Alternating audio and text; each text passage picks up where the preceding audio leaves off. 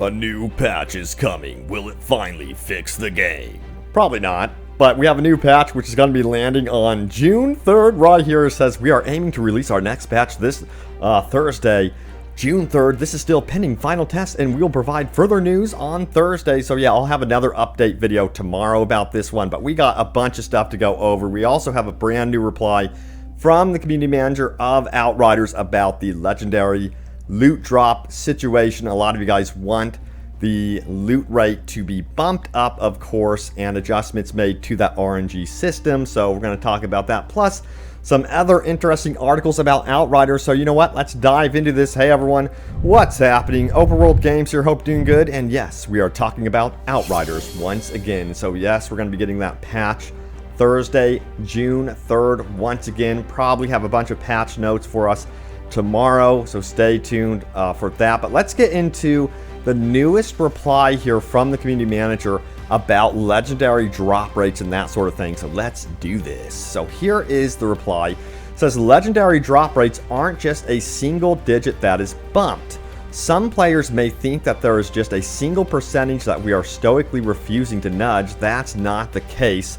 Consider this, for example, when someone says that drop rates suck, what do they mean? You know what they mean for you personally, but does your opinion, overlap with everyone else's, with a majority, with a minority, with X percentage, with Reddit? And then it says, here's a list of things that drop rates are bad could mean, and bear in mind that every single answer would have a different improvement method. Doesn't mean players are not getting enough drops overall.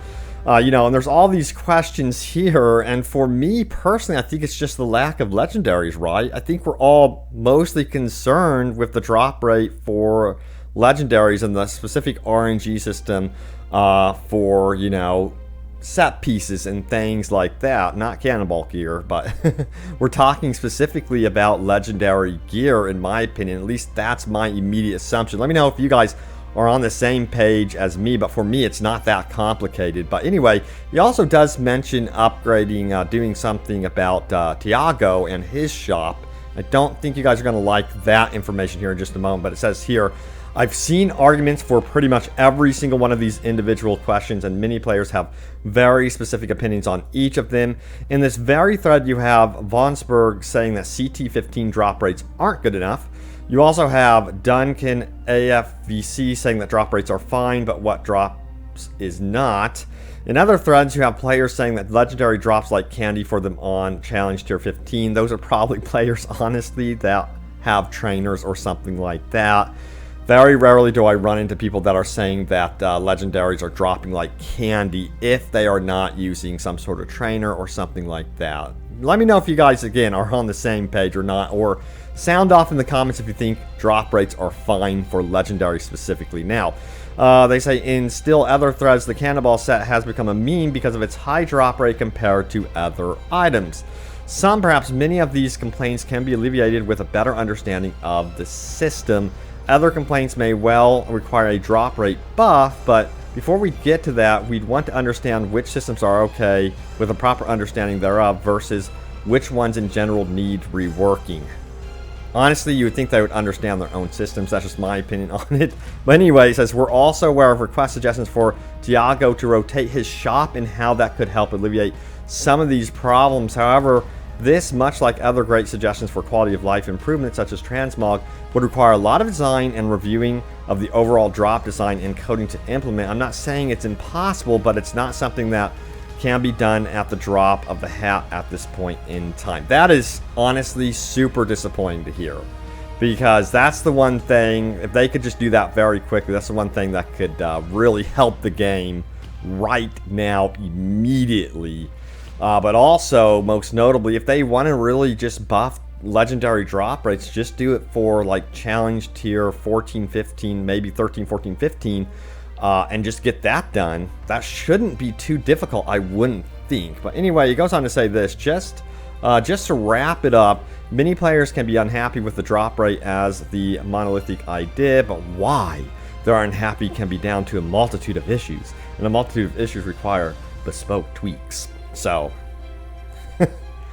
Yeah, I think it's simpler than they're making it. Of course, I think this post is making it a bit complicated. There are a bunch of questions, you know, but overall, from what I'm seeing, is people are not happy with the results from Challenge Tier 15. There's even like videos and articles saying that Challenge Tier 15 isn't even worth it for legendaries at all. Play Challenge Tier 14 with your level 50 gear and weapons. So yeah, I think the issue is just the legendary drop rates on those higher tiers. It's just the problem. Sound off, let me know what you guys think. But anyway, we have another article here from Forbes. This is an interesting one. Check it out right here. It says, Outriders is maddening because it's just so close. That's how I feel about this game. You know, I feel like there's so much potential with this game. There's so many systems that work very well. Don't get me wrong, you know, I'm complaining about the drop rates and stuff like that, but there are some really cool mechanics with this game for sure, just marred by some really you know, bad implementations of RNG and things like that, considering it's not a live service game and, you know, that sort of thing. But anyway, the article says this: at this point, Outriders is dramatically overcomplicating the drop rate issue, thinking it has to be explained to players before they make any moves. At this point, they are getting lost in the minutia, and the true answer is to simply drown players in legendaries. There is literally no downside to this. Quadruple the rates if you have to in every activity. I'm talking about massive increase, so people aren't just able to finish that one set they're trying to build, but multiple ones, and not need to spend 200 to 500 hours to do so. It's quite simple. It's not that complicated. I totally agree with this article. Furthermore, the article says this: there is no reason not to let players finish Outriders builds with generous drop rates. This is a PvE game with no microtransactions and no auction house. The only difference between a player quitting after 100 hours of play because they've gotten every build completed and a player quitting after 100 hours of play because they can't find the single helmet they're looking for is that the latter player leaves furious and the former is eagerly awaiting new content. I love this paragraph right here. It just sums it up absolutely to perfection. Same thing happened with Anthem.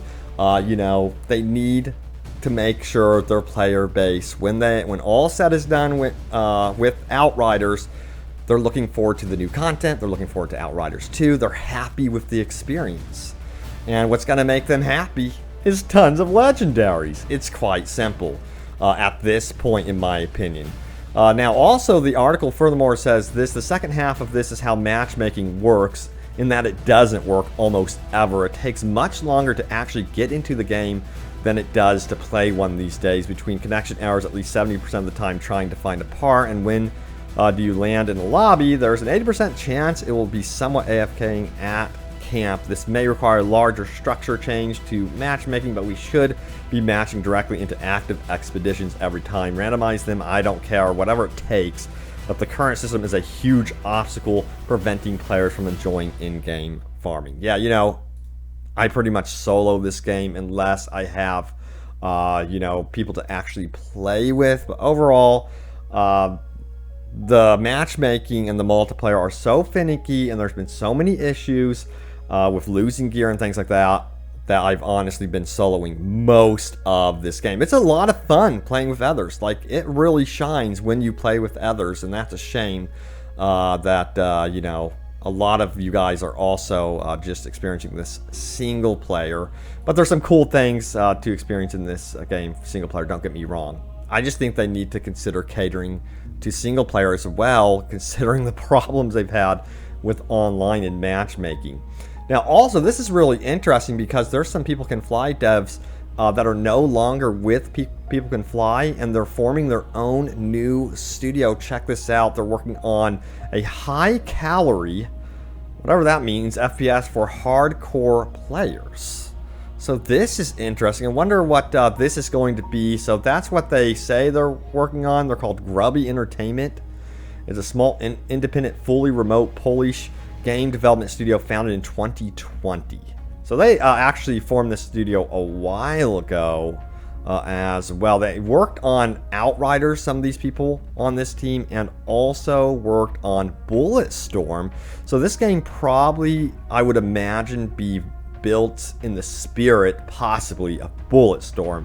I know a lot of us really did enjoy that one as well. But you know what time it is? It is time for your top comments. So let me pull up the most recent Outriders video. It's actually been quite some time since I have done an Outriders video. Well, actually 5-6 days. But anyway, let's get into this and see what you guys had to say about my most recent video here. Let me zoom this in. Bloop, bleep. So yeah, my most recent video was new updates, dev team on legendary drop rates, future updates, and more. We do know that this game is going to be getting new content, so there's that. That's good news. I think a lot of the fixes perhaps would be coming perhaps later in this year or even in early 2020. I'm just, speculating. That's my speculation. But anyway, Yusuf Lopez goes on to say this: they literally said nothing except we aren't changing anything, we're just going to explain it. I hear you, man. I know we don't need the system explained to us, we just need it adjusted and fixed. Jay says, can we request to remove cannonball armor from the loot pool or at least reduce the drop rate? No more cannonball, please. Yeah, absolutely. Brian says this: the game is dead to me, so boring playing by myself. It's impossible to play with friends because the lag sucks big time. They need dedicated servers. Peer-to-peer ended in the 1950s. Yeah, dedicated servers would have gone a long way.